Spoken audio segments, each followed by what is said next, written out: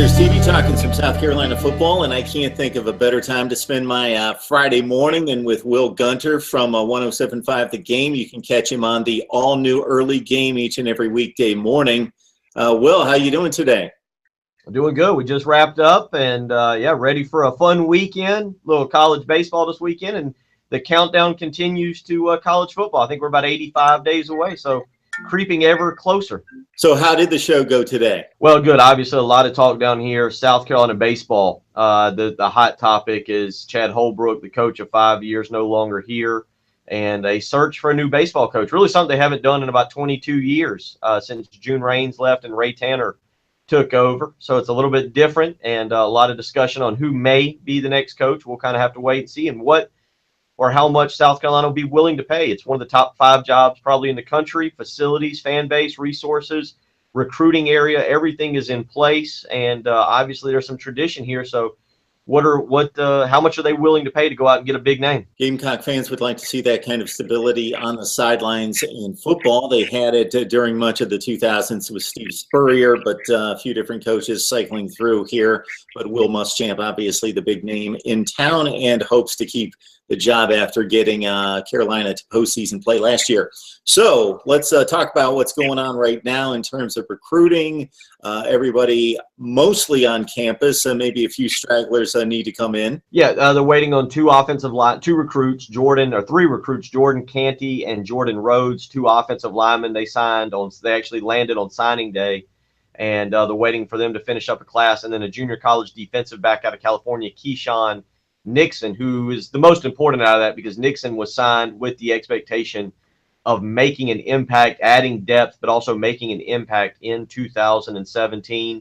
So that is one of the guys that they're keeping a very close eye on. Expected to arrive in July, but sometimes you know how these things play out. You keep expecting them to arrive, and they never do. So we'll have to wait and see. But Keyshawn Nixon, kind of the big name there, a junior college defensive back out of California that chose the Gamecocks over Tennessee.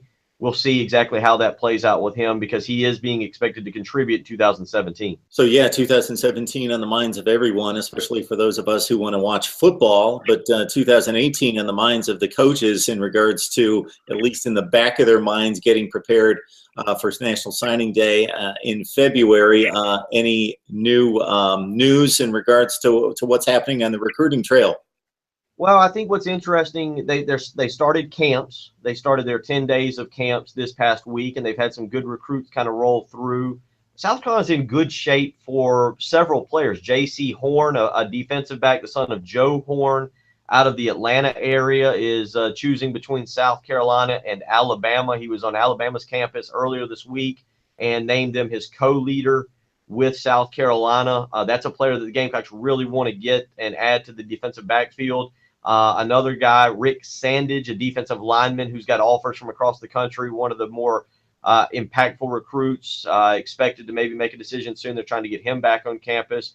DeCarrion Joyner, the 4-star quarterback out of Fort Dorchester, expected to make a decision in the next 9 days. He'll actually make it on Father's Day to honor his late father.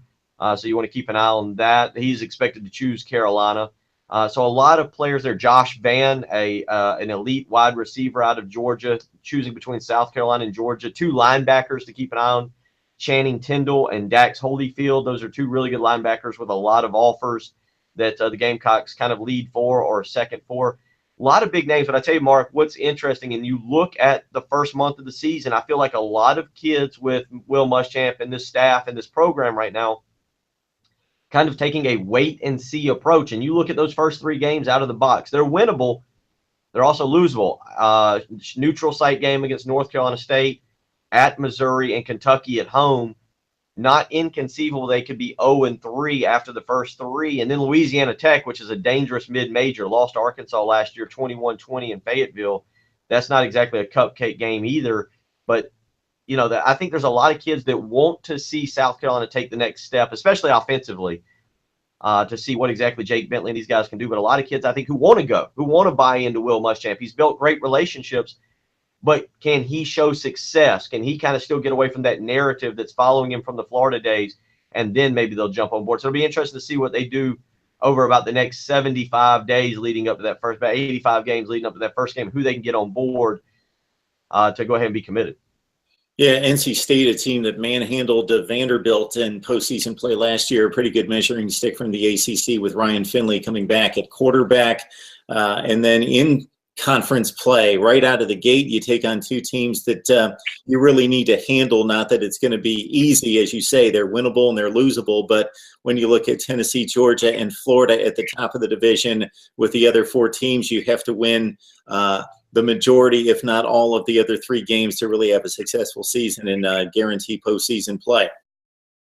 Well, I think the biggest thing is and I don't know whether it's recognition or whether it's the offensive line, but Jake Bentley last year really struggled at times reading a defense and seeing when the blitz was coming and maybe audibling into another play or out of a bad play. That is something that they said he's much more adept at doing this season, being able to recognize. He took, especially against Clemson, a game he only lasted for about a half, and I believe was 7 of 17 for about 50 yards, 47 yards. He took some massive shots in that game because Clemson would just bring extra blitzers. Now, was it the offensive line's fault that they didn't pick it up? Was it Jake Bentley's fault for maybe not changing the play? It seemed like at times he took some big shots last year. And we talk about the depth. He has to stay healthy.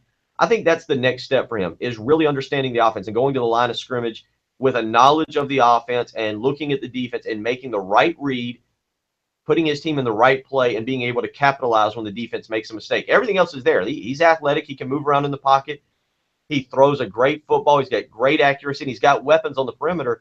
For him, it's going to be the knowledge of the offense, going to the line of scrimmage, putting his team in the right play without making a mistake or having a delay of game penalty. Yeah, Clemson gave up some points last year, but we know how much talent they had up front. They figured things out late in the season, and South Carolina was one of the targets there, and unfortunately got in the way of Clemson kind of bringing it all together on defense, and we saw what they were capable of through the college football playoff in particular.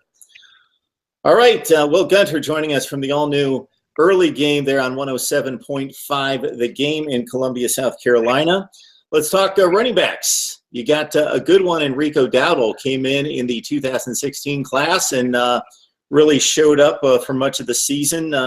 Comes into a sophomore campaign at almost 6 yards per carry, 6 touchdowns last year, caught 15 out of the backfield, had big games against Tennessee and Mizzou in particular. So do you think it's going to be a situation where he is the guy? The guy always still needs some relief, but is it still up for grabs in regards to who's going to get most of the carries this year? Well, I think every time we do one of these, I'm always going to talk about the offensive line because that's going to be the key. I think the weapons are there. Obviously, we just talked Jake Bentley. We'll talk wide receivers later.